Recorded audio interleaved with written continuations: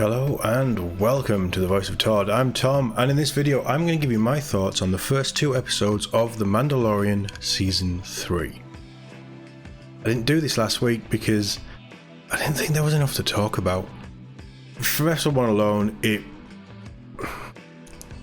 just felt missing, I guess. And we'll get into why, because this is a review partly of the episode. And this is going to be a double hit. Depending on what happens next week, I might cover episode 3 on its own, or we might do this every 2 episodes. It depends how quickly the story progresses from this point. Not sure yet, but be warned, there will be spoilers for these 2 episodes. So episode 1 and 2 will be spoiled here, and that is your last warning. But let's get into it. A little bit of setting the scene. I was quite looking forward to season 3. Andor was incredible TV and has rebooted my love of Star Wars, so hopefully Mando can continue to rejuvenate that love. On to episode 1, The Apostate. The best way to start is with the previously on catch-up mechanic. It shows IG Nanny Droid getting blown up from season 1 and the Armourer telling Mando how he can redeem himself and rejoin the Children of the Watch by bathing in the living waters on Mandalore, from the Book of Boba Fett. Episode 5, 6, whichever one didn't suck, I can't remember. Basically, they tell you everything you need to know about this episode. Job done, on to episode 2. I'm kidding. There is stuff I want to talk about in episode 1, but they don't do themselves any favours. We open with a Mandalorian's... it says, my write-up says cemetery. It's not, it's a ceremony for a youngling getting his first helmet. I do love seeing Mando warriors all kitted out. It's a great shot and it's a really nice twist, because I think it's safe to say from the trailers we thought this would be Din Djarin, or from sort of first glimpse we thought this would be Din Djarin getting his first helmet, but it's not, it's just some kid. And the ceremony is happening in the current Mando time frame, meaning the cult has grown since we last saw them, which is cool. And then we hit issue 1. Giant crocodile attacks, and 30 Mandos do bugger all damage to it, and they look like idiots all the way through this fight. Blasters have range, so you don't need to stand in the water where this giant crocodile can get you. They also have jetpacks, or some of them have jetpacks, so they could just fly above it out of its range. Some of them try and plant mines on it, and they just look stupid. It's a stupid scene, and it doesn't show Mandalorians off in a very good light. They all look like idiots. But it gives Mando the big hero entrance as he flies in with the N1 fighter he got in Book of Boba Fett and saves the day. I also don't get this helmet thing. The more you think about it, the stupider it is that you can't ever remove your helmet. How do they wash? How do they shave? How do they cut their hair? Wipe the sleep from their eyes? I don't get it. Anyway, we go over old ground with the same conversation we had with the Armourer in the Book of Boba Fett. You could argue this is another catch-up mechanic for those who were smart enough not to watch the Book of Boba Fett, but still, it's wasted time. A side note, because I didn't do a Book of Boba review, I love the N1 fighter. I loved it in the prequels, I thought it was really cool, and the silver hot rod treatment has made it just a step above. Phenomenal design, wonderful fighter, it sounds great, but it doesn't fit the bounty hunter's lifestyle. Maybe he's just hit the Mandalorian midlife crisis? Ahsoka tease as well. We see the space whales as we're travelling from hyperspace, from whatever planet the Mandos were on, to familiar face Tor number 2, Greef Karga. He's on Nevarro, I think the planet's called. Same place from season 1 where the Mandalorian was hiding out. Empire has left and it's looking pretty good. It's thriving, they have schools where there used to be bars, things are on the up.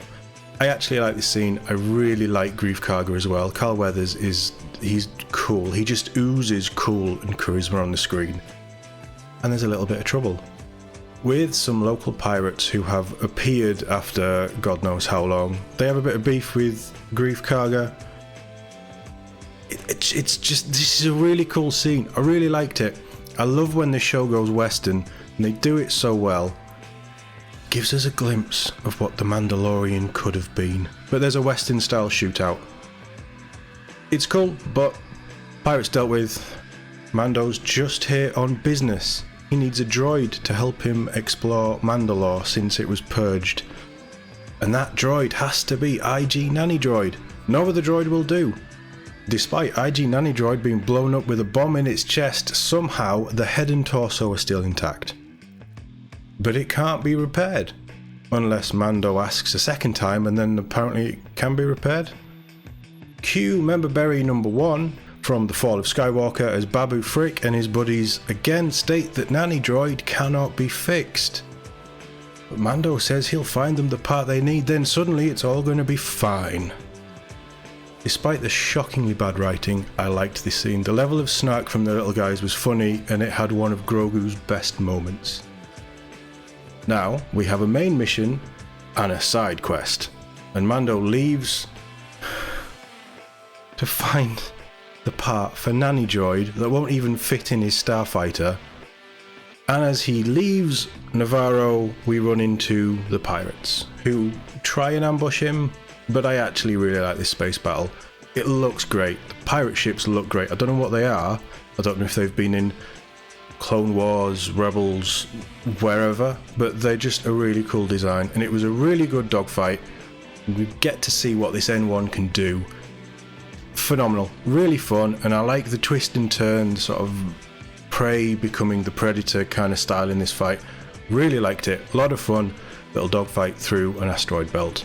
We also are introduced to the Pirate King Gorian Shard, I think he was called.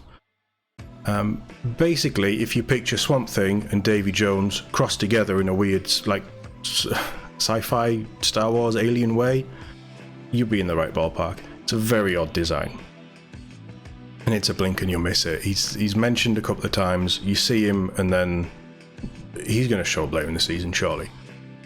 And we finish up the episode with familiar face number 3 of Bo-Katan. She's on her home planet of Kalevala, I think it was called. Basically, everyone's abandoned her. She doesn't have the Darksaber. She's given up on the idea of reuniting all the Mandalorians because she's a failure. And she's all sad and alone. But still, I love Katie Sackhoff. I have since Battlestar Galactica. And while this inclusion is forced, it's always nice to see Bo-Katan, well, Katie Sackhoff, but that's it. That's episode 1. Felt poorly written, felt like a total waste of time going over so much old ground. Not a thrilling way to start the next season of Disney's flagship show. So, let's jump into episode 2, The Mines of Mandalore. We open up on Tatooine with the mechanic. Didn't even bother to look up her name. I don't care. She's scamming people out of the credits, and Mando shows up asking for that droid part to fix old Nanny Droid. But he leaves with the R5 astromech droid from A New Hope, who has been featured in her droid yard. She basically scams Mando into buying it. A couple of things here. The N1 was stripped of its droid port in the Book of Boba Fett episode. But that's okay, because magically off screen it's reinstalled. They do throw a line of dialogue in saying she can re-add it. And after Mando says his ship can't take a droid, she still forces him into buying it. It feels so contrived. The writers are just taking the piss to force in more member berries. It's very dodgy plot work. It didn't work for me. But anyway, we're on Tatooine, which is, I believe, in terms of the galaxy, closer to Navarro than Mandalore. So we've gone from Navarro to the Mandalore system where Bo-Katan was at the end of last episode, to then double back on yourself to go to Tatooine to get a droid that you need for going to Mandalore when you were just in the Mandalore star system. Oh god, this would have made so much more sense to end last week's episode going to Tatooine, saying I need a droid, getting the R5, and then you could have had in the break they magically fit him, and he leaves, and he goes, and he sees Bo-Katan, and we start off with him landing on whatever planet Bo-Katan was on, and that's where we start this episode. It would have made much more sense, the editing would have fitted better, just the overall logistics of, I'm thinking too deep into this. I don't think you're supposed to think this deep about The Mandalorian. Anyway, it's mind-boggling, it should have been the other way around, it's really stupid. But we're off to Mandalore. And I did quite like seeing the ruined state of the planet. I'm not a fan of the Clone Wars, but the Mandalore arc with the Death Watch and Obi-Wan Kenobi and Satine and all that, I think that's when Bo-Katan first came in as well. Darth Maul. It's a really cool arc, it's probably my favourite arc of the Clone Wars, and it's nice to have seen it pre-Purge and now post-Purge. So I, as someone who is mildly versed in the Star Wars universe and the lore, I can appreciate having seen it both ways. Really nice touch. Basically, I'm going to cut to the chase though. We land on the surface and R5 gets off and goes to search for stuff and gets lost. Mando pressurizes his suit and goes after him to learn that the air is actually breathable. Surely his ship would be able to tell him if the atmosphere outside was going to kill him or not. It just makes sense to me, but maybe not to the writers. Mando and Grogu go off hunting the living waters in the mines, and we have a little fight with some rat ghoul-like creatures, little nod to Star Wars Knights of the Old Republic. And Mando gets himself captured by a weird spider mech alien thing and drugged. Before he passes out, he tells Grogu to take the ship and go and get Bo-Katan. Oh, the plot is all over the place.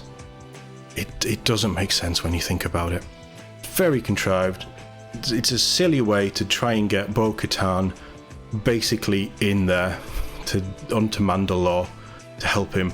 What I would have done, whenever you go and see Bo-Katan, have Mando say, I have the Darksaber, I'm going to unite the clans, you're going to come with me, and we're going down to Mandalore. Instead of having her have come to his rescue. As silly as it is though, I really like this sequence. Seeing a Mandalorian actually fighting and looking awesome is always cool. She even wields the Darksaber with finesse, something that Mando can't do. And she obviously saves the day and our hero from whatever weird blood-sucking contraption this alien had rigged Mando up to. I didn't understand it. I don't care. But I do want to throw a special shout out to whoever wrote Bo-Katan's mid-fight dialogue. It's phenomenally stupid. The questions that she asks are ridiculous.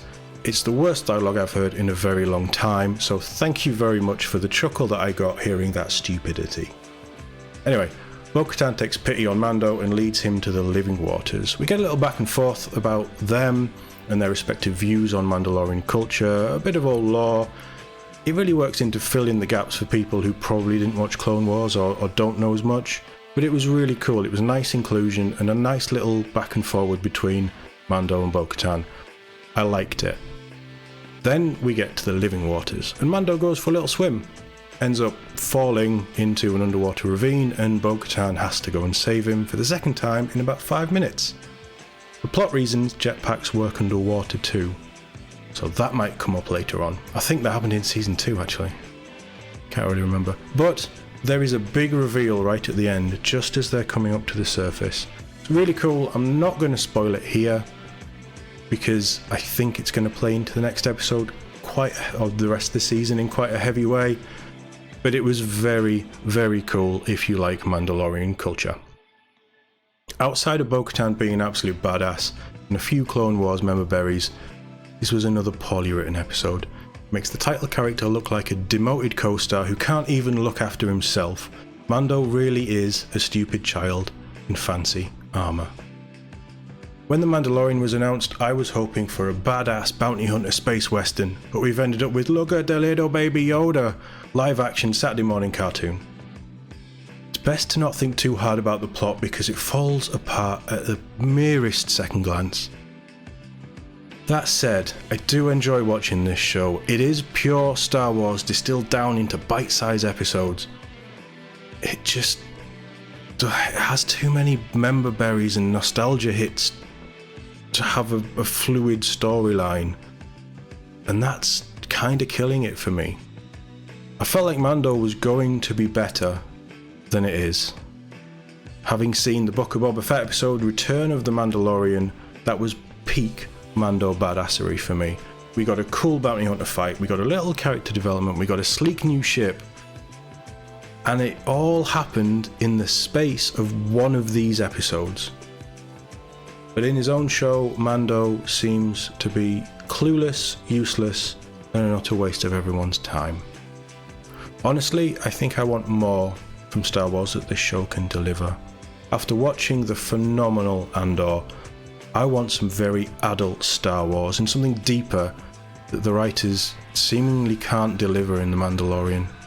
I really hope episode 3 picks up, because if it doesn't, this season could be an utter waste of the potential and everyone's time, just like Book of Boba Fett and Obi-Wan Kenobi turned out to be. If you enjoyed this, please subscribe to The Voice of TOD, and for more, check out Todd Plays Games. We've got loads of games up and lots of playthroughs coming in the future. It's the home of all my Let's Play content and live streams for gaming stuff. And always let me know what you thought of Mandalorian Season 3, Episode 1 and 2, and your hopes for the future of the series, I guess. Where do you think the story's going to go? But I just don't have a good feeling about this show. As always, thank you for watching. I'll see you in the next one.